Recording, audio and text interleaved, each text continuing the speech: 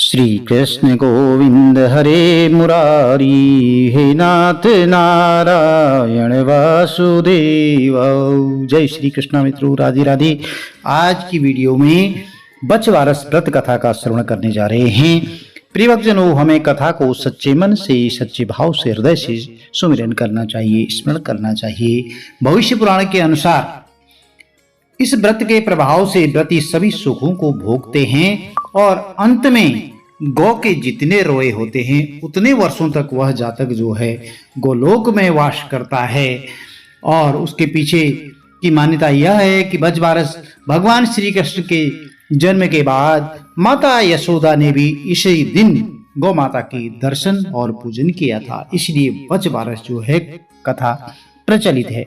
तो प्रिय भक्तजनों, भाद्रपद माह के कृष्ण पक्ष की द्वादशी तिथि को बछवारस, इसको गोवत्स द्वादशी भी कहा जाता है, यह व्रत किया जाता है।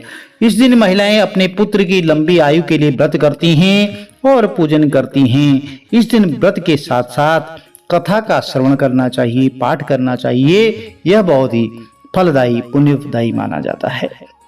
बछवारस के दिन गौ सेवा करें, गौ माता को जो है हरा चारा घास खिलाएं। यदि आपके आसपास में कोई गौशाला नहीं है, अब शहर में बड़ी दिक्कत हो जाती है कि गौशाला आसपास नहीं होती है या गौ माता नहीं मिल पाती है। अब इस दिन सवत्सा जो है गौ का पूजन होना चाहिए, बछड़े सहित गौ माता का पूजन होना चाहिए। कुछ क्षेत्रों में मान्यता है कि यदि आपके क्षेत्र में गौ माता नहीं मिल पाती है तो आप माटी की गौ माता और बछड़ा बना सकते हैं, उनका पूजन कर सकते हैं। और नहीं तो आप गौशाला में जाकर के बछड़े सहित गाय का जो है पूजन करें। बछवारस 30 अगस्त 2024 को मनाई जा रही है। इस दिन गौ माता की बछड़े सहित पूजा करने का विधि विधान है।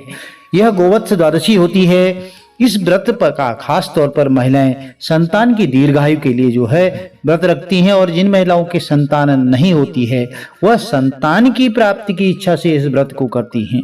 और ऐसी मान्यता है कि इस दिन बछवारस की पूजा करने के साथ साथ कथा सुनने से उस जातक को जो है व्रत का 2 गुना फल प्राप्त होता है। चलिए कथा आरंभ करते हैं। पौराणिक कथाएं अलग अलग प्रचलित हैं।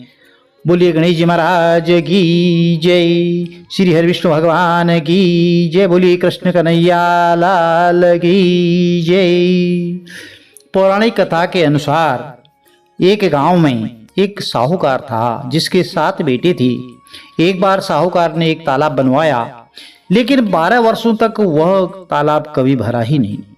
इससे परेशान होकर के साहूकार ने कुछ विद्वान पंडित जी को बुलाया और उसने पूछा कि इतने दिन हो गए लेकिन मेरा तालाब क्यों नहीं भरता है।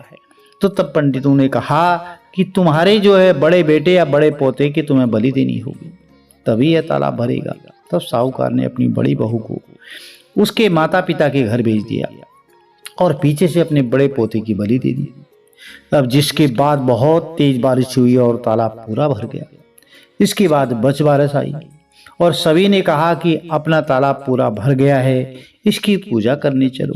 तो साहूकार अपने परिवार के साथ तालाब की पूजा करने गया। वह दासी से बोल गया था कि गेहुआ को पका लेना।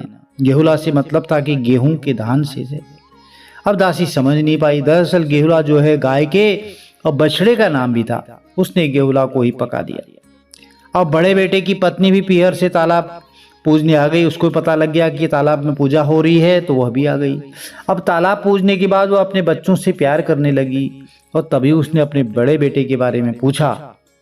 तो तभी तालाब में से मिट्टी में लिपटा हुआ उसका बड़ा बेटा निकला और बोला कि माँ, मुझे भी तो प्यार करो। तब सास बहू एक दूसरे को देखने लगी।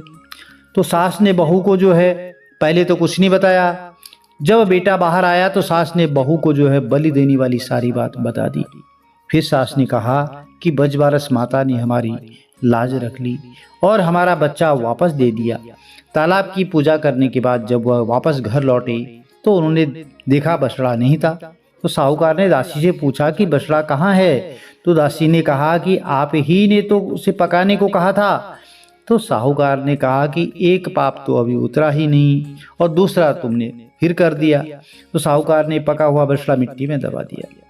अब शाम को गाय वापस लौटी तो अपने बछड़े को ढूंढने लगी और फिर मिट्टी खोदने लगी। तभी मिट्टी में से बछड़ा निकल गया तो साहूकार को पता चला तो वह भी बछड़े को देखने गया।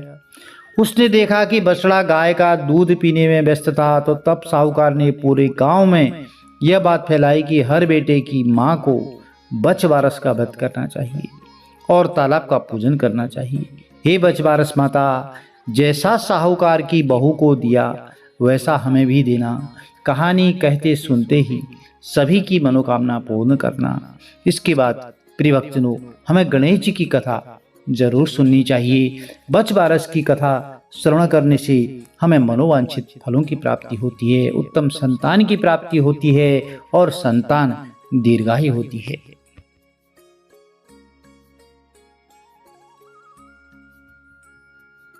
प्रियभक्तजनों, गणपति गजानन महाराज प्रथम पूज्य देवादिदेव हैं, तो उनकी कथाएं बहुत सारी प्रचलित हैं, कुछ दंत कथाएं भी हैं। एक कथा आपको सुनाने जा रहे हैं, आप कोई भी कथा श्रवण कर सकते हैं। बोले गणपति गजानन महाराज की जय। एक बार भगवान गणेश जी बाल रूप में चुटकी भर चावल और चम्मच लेकर के दूध में जो है लेकर उसे पृथ्वी लोक में निकले। अब एक चम्मच में जो है उन्होंने दूध भर लिया, थोड़ा सा चावल रख लिया और वे सबको अपनी खीर बनाने के लिए कहते जा रहे थे, बालक का रूप धारण करके। पर सबने उनकी बात को अनदेखा किया। इसी दौरान एक गरीब बुढ़िया ने उनकी खीर बनाना स्वीकार करके भगोना चूल्हे पर चढ़ा दिया। इस पर गणेश जी ने घर का सबसे बड़ा बर्तन चूल्हे पर चढ़ाने को कहा। बुढ़िया ने बाल लीला समझते हुए घर का बड़ा भगोना उस पर चढ़ा दिया। अब कुछ देर में ही एक चमत्कार हुआ। गणेश जी के दिए हुए चावल और दूध जो है बढ़ गए और पूरा भगोना उससे भर गया। इसी बीच गणेश जी नहाने के बाद खीर खाने की बात कहते हुए वहां से चले गए। पीछे से बुढ़िया के पोते पोती आए तो भूख लगने पर बुढ़िया ने उन्हें वह खीर खिला दी। अब खीर बनते देख पड़ोसन को भी जो है बुढ़िया ने कटोरा भर के खीर दे दी और बेटे की बहू ने भी चुपके से एक कटोरा खीर खाने के साथ एक कटोरा खीर जो है छुपा दी। तो गणेश जी के दिए चावल और दूध जिस तरह से बड़े भगोना भर गया, तो जब गणेश जी ने खीर ऐसे दी तो अब आजा रे गणेशा, बुढ़िया ने बोला बहुत देर हो गई गणेश जी आए नहीं, तो आजा रे गणेशा खीर खा ले कहा। इसके बाद भूख लगने लगी तो बुढ़िया ने भी खाने के लिए खीर हाथ में ले ली और बोली आजा रे गणेशा खीर खा ले। तभी गणेश जी वहाँ पहुँच गए और बोले कि मैंने तो खीर पहले ही खा ली। तो जब बुढ़िया ने पूछा कि कब खाई, तो वे बोले कि जब तेरे पोती पोते पड़ोसन और बहू ने खाई तब मेरा भी पेट भर गया। इसके बाद जब बुढ़िया ने बाकी बची खीर के उपयोग के बारे में पूछा तो गणेश जी ने उसे नगर में बांटने को कहा। जब बुढ़िया ने खीर बांटी तो राजा को भी इसका पता लग गया। इस पर उस बुढ़िया ने उस अपने दरबार में उसको बुला लिया राजा ने, और सारा माजरा जान करके उसने बुढ़िया का खीर का भगोना अपने पास मंगा लिया। पर राजा के महल में जैसे ही वह पहुंचा तो उसमें कीड़े मकोड़े और जहरीले जानवर पड़ गए। अब वह खीर खराब हो गई। तो यह देख राजा ने वहाँ बदबू आने लगी।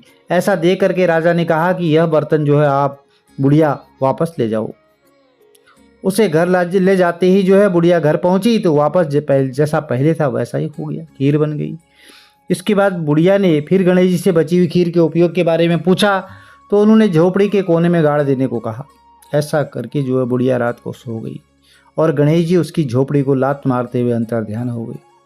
अगले दिन जब बुढ़िया उठी तो उसने अपनी झोपड़ी को जो है महल में बदलते हुए देखा और खीर के बर्तन जो थे वह सोने जवाहरातों से भरे हुए मिले।